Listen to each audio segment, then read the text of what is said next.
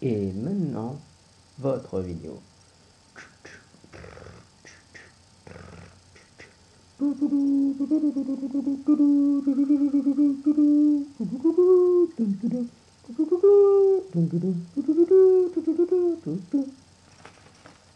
Un film de Tune Production. Harvey Samuel Weinstein R. Bronkovich présente Ciné Alex, le cinéma, un mode de vie. Et excusez-moi. Euh, euh, Salut tout le monde et me remercie pour la vidéo. Alors désolé si je m'habille n'importe comment aujourd'hui, mais bon j'avais envie. Comme ça moi je suis sûr que si ce que je dis ne vous intéresse pas, au moins vous pouvez toujours vous marrer devant cette tenue vestimentaire totalement ridicule. Enfin bref. Aujourd'hui, vous l'avez certainement compris, je vais vous parler de The Hobbit de Peter Jackson. Parce que enfin j'ai vu, quand je dis enfin j'ai vu, ça y est, je l'ai vu. Voilà, donc je l'ai vu hier soir et j'en suis ressorti un avis 100% positif. Voilà. Non, mais en fait, et pour tout vous dire, je ne sais même pas comment je peux aborder la critique de ce film enfin, comment aborder ce film et comment bien l'aborder. Donc, je ne pouvais pas prévoir de blague, donc je suis désolé. Voilà, moi je vais me contenter de vous dire mon ressenti sur le film. Alors, je pense que vous savez certainement que The Hobbit a eu une pré-production un peu chaotique. Normalement, ça devait être Guillermo del Toro qui devait réaliser le film, mais bon, il y a eu des problèmes entre les producteurs et le réalisateur, enfin, en tout cas, problèmes entre les producteurs américains et Guillermo del Toro et Peter Jackson. Guillermo del Toro en avait tellement marre que bon, il s'est cassé et que finalement, Peter Jackson a repris les rênes du film, enfin de l'adaptation. Et au final, il s'est rendu compte qu'il ne pouvait pas faire un film qui pouvait retracer toute l'histoire de Bilbo le Hobbit, et donc il a décidé de le réaliser en trois parties. Et hier, donc j'ai vu la première partie. Et pour tout vous dire, j'ai beaucoup aimé Bilbo le Hobbit. Alors écoutez, je ne vais pas tourner autour du pot pendant 350 ans, je n'ai pas lu le livre. Je n'ai même pas lu les trois livres du Seigneur des Anneaux, je n'ai même pas lu Bilbo le Hobbit. Donc, mais pour ma part, je pense qu'une bonne adaptation, c'est quand ceux qui n'ont pas lu les livres originaux ou même qui ne savent rien du matériel original au départ, suivent quand même l'histoire et la comprennent parfaitement. Et pour ma part, je trouve que Peter Jackson s'en est très bien tiré, étant donné qu'il a été co-scénariste sur le film. Donc je trouve qu'il s'en est très bien tiré et que voilà, l'histoire se suit très bien. Bon, je pense que vous connaissez l'histoire, c'est Bilbo le Hobbit, ça se passe 60 ans avant les aventures, avant la trilogie du Seigneur des Anneaux. Et donc, on a Bilbo le Hobbit jeune qui est recruté, enfin, qui est amené par Gandalf le Gris, parce qu'à l'époque il était gris, à intégrer une compagnie de nains pour une aventure assez particulière, vu que les nains doivent reprendre leur cité perdue où se trouve un dragon du nom de Smaug.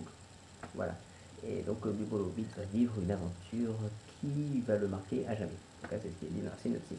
Et c'est vrai que c'est une histoire qui va le marquer à jamais. Pourquoi je vous dis ça? Parce que clairement, le film, donc déjà a un ton plus léger, plus enfantin, donc il y a beaucoup d'humour certes, mais c'est avant tout un conte d'aventure initiatique. Pourquoi je vous dis ça? Parce que c'est vrai que je dis souvent conte d'aventure. Enfin, quand je parlais des 5 légendes, je disais que c'était une sorte de conte initiatique et tout ça. Là, clairement, on le voit direct, c'est vraiment un conte initiatique, un conte d'aventure initiatique. C'est-à-dire que, je vais vous expliquer ça très rapidement. Il y a un homme, enfin un écrivain, un philosophe, qui a écrit un livre qui s'appelle L'homme au milieu des âges. Donc cet écrivain s'appelle Joseph Campbell. Et il explique que les mythes fondateurs ou toutes les grandes histoires que l'on connaît ont tous le même principe, c'est quelqu'un qui habite dans une contrée paisible va être amené à sortir de sa contrée paisible et à vivre des aventures extraordinaires. Et il sera guidé par un sage, par un mage, par quelqu'un qui, voilà, qui représentera une espèce de sorte d'ange gardien, de père, de guide spirituel, voilà. Et c'est clairement ça, ça se voit directement, ça se voit cache dès le début du film, en tout cas. Après une intro vraiment excellente, visuellement bluffante, c'est clairement montré. C'est vraiment, on a Bilbo le Hobbit qui est tranquillement dans le comté, qui passe ses journées à ne rien faire, et voilà, qui rencontre Gandalf le Grey, et Gandalf le Grey va l'amener à intégrer la compagnie des nains. C'est clairement ça, c'est vraiment un conte initiatique d'aventure. Alors, il y a beaucoup d'aventures, faut le reconnaître, il y a vraiment des scènes de combat vraiment magnifiques et épiques. Donc, je vais vous en citer quelques-unes comme ça. Il y a le combat contre des gobelins. Il y a même deux, en fait, ça enchaîne deux combats de gobelins. La première est vraiment excellente parce que là, on voit les 13 nains se battre contre toute une colonie de gobelins et face à le roi des gobelins. Donc voilà, franchement, c'est magnifiquement réalisé et puis tu t'en plein les yeux, c'est vraiment magnifique.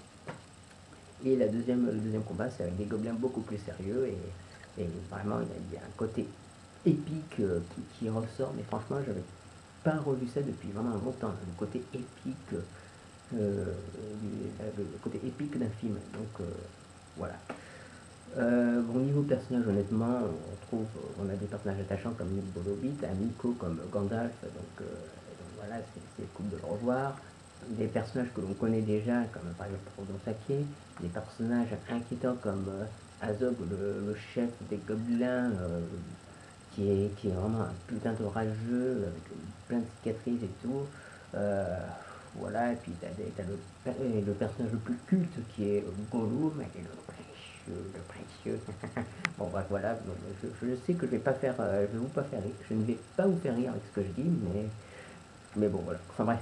Non, franchement, y a rien à dire sur les personnages, et puis les combats, vraiment, comme je vous l'ai dit, sont épiques et tout, et puis il y a le personnage de Thorin, alors lui, c'est vraiment mon préféré de tous les personnages, que ce soit les nains, les elfes, ou même les hobbits. Vraiment, c'est mon personnage préféré parce que franchement, il a une putain de badass attitude. Franchement, je pense que vous allez l'adorer. Vraiment, c'est le personnage sérieux et tout, et putain, il en impose et tout. J'ai presque envie de dire que c'est vraiment le second héros des aventures de Bilbo le Hobbit. Voilà, comme ça c'est dit, c'est clair, net et précis. Alors,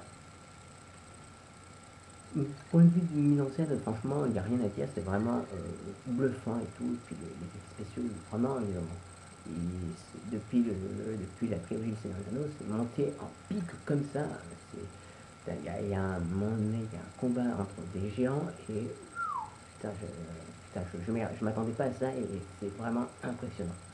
Euh, Après, je pense que le gros défaut du film, c'est que voilà, Peter Jackson se montre un peu trop démonstratif avec des plans aériens qui survolent quelque chose. Alors bon, on peut se dire que bon, c'est le point de vue de Smog et tout ça, mais après il continue pendant tout le film, voilà, à chaque fois qu'il introduit des personnages dans un nouvel endroit, enfin, ouais, voilà, dans un nouveau lieu, la caméra elle fait un mouvement de haut vers le bas et tout ça. C'est un peu énervant. Voilà, ça m'a un peu gêné ça. Mais sinon, vraiment, le reste, voilà, moi j'ai rien d'autre à dire. C'est épique. Voilà, donc il y a un côté plus léger, évidemment. Il y a de l'humour. Donc ça peut peut-être déconcerter ceux qui aimaient le côté sérieux de la théorie du Seigneur des Anneaux, mais honnêtement, l'humour passe bien dans Bilbo le Hobbit. Donc il y a pas de souci, vraiment on rigole, on tressaillit, et voilà, on est tenu en haleine pendant 2h45 de film, parce que franchement, les 2h45 de film, on les voit pas passer. Franchement, moi j'étais devant, je regardais, et même quand il n'y a pas une scène d'action, tu as toujours une scène de dialogue, une scène de conversation qui apporte des informations qui sont toujours intéressantes. Donc voilà, donc voilà, ça enchaîne scène de dialogue, scène de combat, scène de dialogue, scène de combat, mais ça s'enchaîne de manière à ce que tu t'ennuies pas en fait. Voilà, voilà, personnellement, il n'y a aucun sans faute pour ma part pour ce Bilbo Hobbit. J'ai vraiment hâte de découvrir les deux prochaines suites qui vont sortir en 2014 et 2015. si je ne me trompe pas, oui, c'est ça. Et voilà. Alors oui, petite précision, je n'ai pas vu le film en 3D ni même en 48 images par seconde. Ce qui me frustre énormément, surtout le fait que je voulais vraiment voir ce qu'apportait le 48 images par seconde. Mais en tout cas, ce que j'ai vu en film normal, voilà, c'est visuellement impressionnant.